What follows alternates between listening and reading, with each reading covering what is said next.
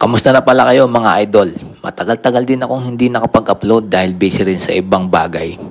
Meron nga pala akong gustong ibahagi ngayong araw. Yun ay ang pagpunta ko ng Binondo, Manila Street. Ongpin, tandaan nyo, Ongpin Street, Binondo, Manila. Sa tagal kong naninirahan sa Pilipinas, ngayon lang ako nakarating dito mga idol. Ito pala yung tinatawag nilang Chinatown. Siguro sa mga nakarating na dito, alam nyo na kung ano-anong mga meron dito.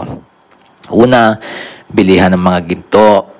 Pangalawa, iba't ibang Chinese at mga Chinese delicacies.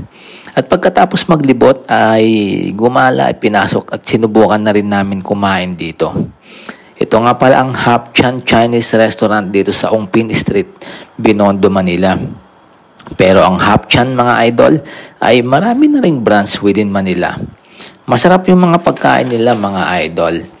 Kaya kung may budget ka naman at napunta ka rito, pasyalan mo na rin dito. Meron din ditong malapit na mga pasyalan gaya ng mga Divisoria at kung anong-anong mga bilihang mga mura ng mga damit. O paano yan? Galit-galit muna at baka lumamig pa yung blessings, idol. Grabe sa pagkain, no? Mahilig talagang kumain ng mga Pinoy at proven na yan.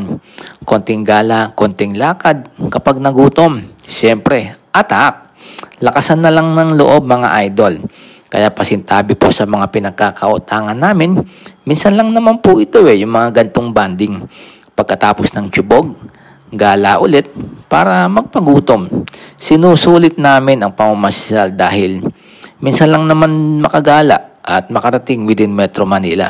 At dahil marami palang mapapasyalan dito mga idol, paano yan mga idol? Hanggang dito na lang ulit yung aking vlog. Salamat sa panonood and God bless. Kung bago ka pa lang sa aking vlog, please follow my FB page, BJ Pascual. Thank you and God bless you all. Bye-bye.